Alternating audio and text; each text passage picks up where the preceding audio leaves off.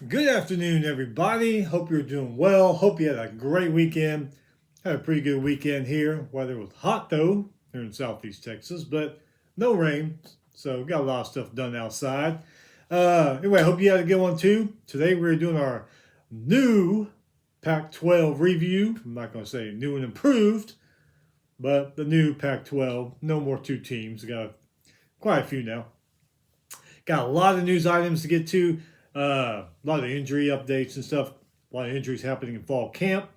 So let's get started. Hit that subscribe button before we go. All right. So unfortunately, got to start with some sad news. I'm sure you all heard legendary baseball coach Skip Bertman passed away at the age of 88. Took over LSU's baseball program in 1984.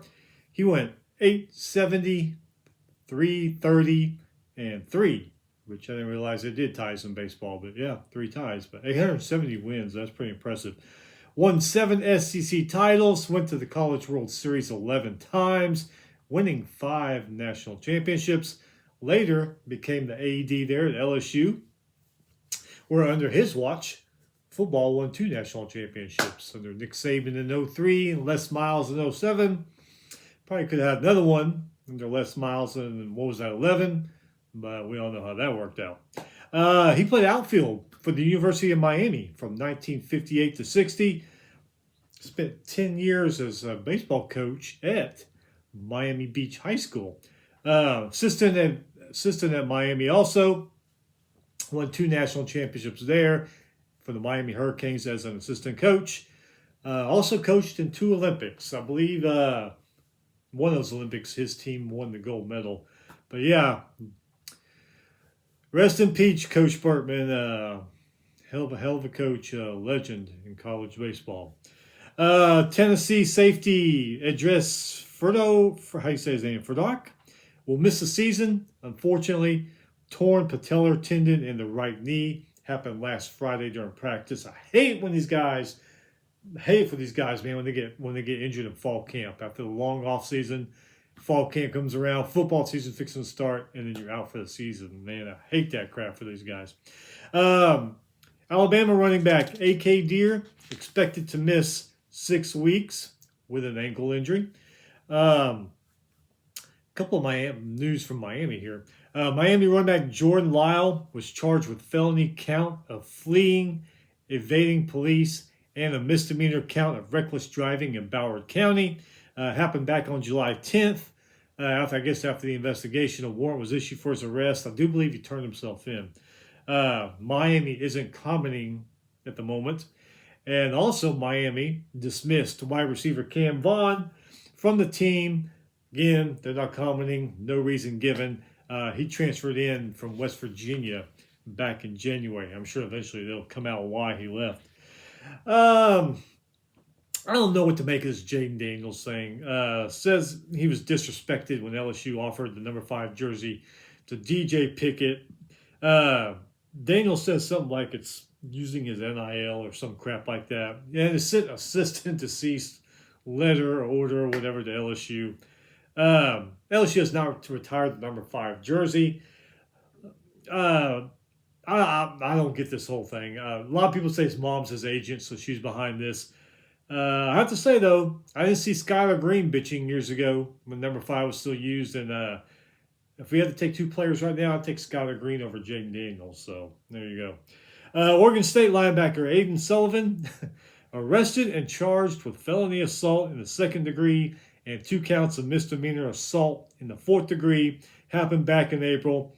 He's accused of punching a man and then fighting another man. So all this right before the season. It's just crazy. Army gives head coach Jeff Monken a new 5-year deal. Comes with a raise. I didn't see what it was. I didn't notice, but he is 2nd in Army. In Army history for career wins there. So that's pretty impressive.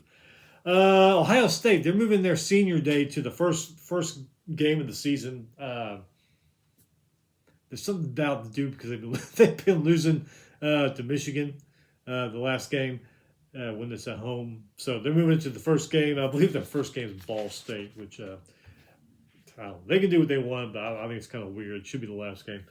South Carolina, they lose 2 wide receivers for the season. Jaden Sellers, who's Lenoir's little brother, and Jaden Gibson, lower body injuries. So they are out for the season. And Michigan State is set to hire Western Michigan Athletic Director Don Bartholomew as their new athletic director. And in case you didn't see it, the AP Top 25 dropped today. I took a picture of it because I didn't feel like writing down all the teams. Here's your AP Top 25 that dropped this morning, I believe. Number 1, Ohio State. Number 2, Oregon. Number 3, Georgia. Number 4, Notre Dame. Number 5, Texas. Number 6, Indiana. Number 7, Miami. Number 8, Texas A&M. Number 9, Ole Miss. Number 10, Oklahoma. Number 11, LSU. Number 12, Texas Tech. Number 13, Alabama. Crazy Alabama's all the way down there now. 14, BYU. 15, USC. 16, Michigan. 17, Washington. 18, Penn State. 19, SMU. 20, Tennessee. 21 is, they got a little thing over it. It looks like Utah. They got a little crap over it. I can't see what it is. Number 22, Iowa. Number 23, University of Houston. Number 24, Louisville. And number 25, Missouri. So there's your AP Top 25. All right, let's get to the new Pac-12. Got 8 teams now. So they added 6. Boise State Broncos. 9-5, 6-2 last year. Beat UNLV in the Mountain West Championship game. Back when they were in the Mountain West Conference. Lost to Washington in the LA Bowl. Returning starters, not bad. 7 on offense, 5 on defense. Kicker and the punter. So they're looking pretty good on returning starters. Quarterback Maddox Madison and running back Dylan Riley are back. Wide receiver core is kind of questionable this season. 3 of the 4 starters back on defense are on the D-line, so that's good there. Secondary, they're going to need some help, though, so hopefully they get some good people. Non-conference includes Oregon, tough one there. Memphis, South Dakota, which is they've been an FCS playoff team last few years. I don't know if they could beat Boise, but they might give them a game. And then Western Michigan.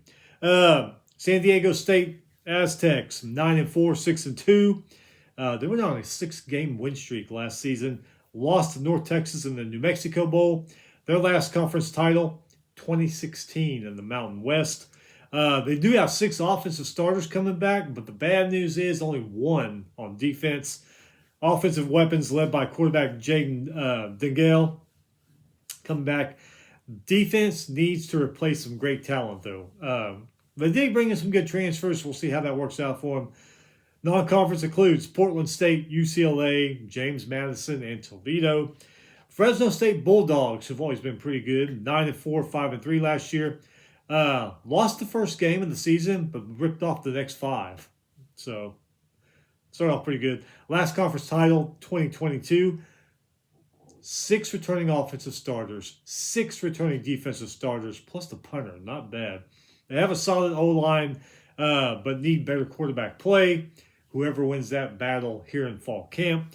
We should have a pretty good ground game. They got some good running backs coming back. Defense, 5 of the front 7 are returning starters, so nice there. Non-conference includes USC, Sacramento State, which they just went to the MAC. They moved up to FBS. San Jose State and Rice. Utah State Aggies had a few good years. I don't know what's going on lately. 6-7, 4-4. Lost to UNLV and Boise State by combined 4 points. So they're almost there. Lost to Washington State in the famous Idaho Potato Bowl. Last conference title, 2021. They got 4 offensive starters were coming back, 5 defensive starters coming back, plus the punter. Quarterback McKay Hillstead transfers in from BYU. Running back Javon Jacobs, he is back. Pretty good stout offensive line, though, so they might be pretty good there protection-wise. Defense has to improve, though. They gave up 29 points a game last year. Non-conference includes Idaho State, Washington, Utah, and Troy. Washington State Cougars, who hung around the Pac-12, they weren't leaving. They weren't giving up on their conference. I think other conferences gave up on them, but 7-6 last year, came close to a better record. Lost to Ole Miss by 3, lost to West Virginia by 2, lost to Oregon State by 3, lost to James Madison by 4. So they could have been a hell of a lot better had they just finished those games. They beat Utah State, like we just mentioned, in the famous Idaho Potato Bowl. Last conference title, 2002. God, I was trying to remember who their quarterback was in 2002. It was Jason something, wasn't it? I forget. Pretty good one. I think they may have gone to the Rose Bowl that year, too. Anyway, 5 returning offensive starters, however, 0 on defense, but the kicker comes back. Defense needs to be totally rebuilt this offseason. Need transfer quarterback Caden Penzick to play strong. They're going to do something good this year. Jason something, I think he started with the G. I have to go back and look. 2002 Washington State quarterback. I want to say it's Jason, and the last name started with a G. I don't know. Non-conference, Washington, Kansas State, Duquesne, and Arizona. And I think I saw this Apple Cup Washington State game is now the first game of the season. Some crazy shit like that. That's crazy. Texas State Bobcats, they are moving out of the Sun Belt, moving out to the Pac-12. 7-6, 3-5 last year in the Sun Belt Conference. They went 3-1, started 3-1 last year, and then they lost 5 in a row. Beat Rice in the Armed Forces Bowl, never won a conference title. 6 on offense coming back, 4 on defense coming back, so not too bad. Quarterback Brad Jackson and his wide receiver weapons, Bo Sparks and Chris Dowling return. Defense, lots of new players, especially in the front 7. They're going to have to get that worked out. Their non-conference includes Texas, UTSA, North Texas, and Incarnate Word. All of the state of Texas and Texas, UTSA, and Incarnate Word are pretty damn close there to Texas State. North Texas is up past Dallas. So, but anyway, yeah, all Texas, so that's not too bad. They got 3. They're going to have a wake-up call because they got 3 trips to the West Coast this season. Oregon State Beavers, another team that hung around. They weren't giving up on their conference, so they stayed in the Pac-12. 2-10 last year. Lost the first 7 games of the season. Last conference title, 2000. I believe Mike Riley was the coach, and they had that badass running back, Ken Simonton, back 26 years ago. 4 on offense coming back, 5 on defense, plus the punter. A lot is going to ride on quarterback Malik Murphy's play. He does have some good wide receiver transfers coming in also. Defense, great D-line and linebacking core. They're saying their defense is going to be very competitive this year, but everybody else asks, will the offense be? Non-conference, Houston, Texas Tech, Montana, and UTEP. So you got three Houston, Texas Tech, and Montana. Definitely going to be tough games. UTEP probably not, unfortunately, but anyway. All right, so Pac-12 said the last weekend of the regular season is called Flex Game. On that weekend, the conference will pick what conference teams play each other to maximize the CFP and bowl resumes. So they don't have a championship game anymore. So the conference is going to pick which best teams should play on that last weekend. Like I said, to maximize their CFP and bowl resumes, chances, whatever you want to call it. Anyway, that's it for the new Pac-12. We'll be back later in the week because we'll be doing the SEC. That one's going to take a while. I'm going to do that on Thursday or Friday. Not sure which day because work's going to be kind of crazy this week. But yeah, we'll be doing the SEC at the end of the week. And the next week, Sun Belt game week. And then a few days after that, we'll be previewing that first Saturday in college football. Anyway, it's Monday. Once again, sucks. But like we always say, what are you going to do? Keep your head down. Stay busy. The weekend will be here again before you know it. We will see you at the end of the week.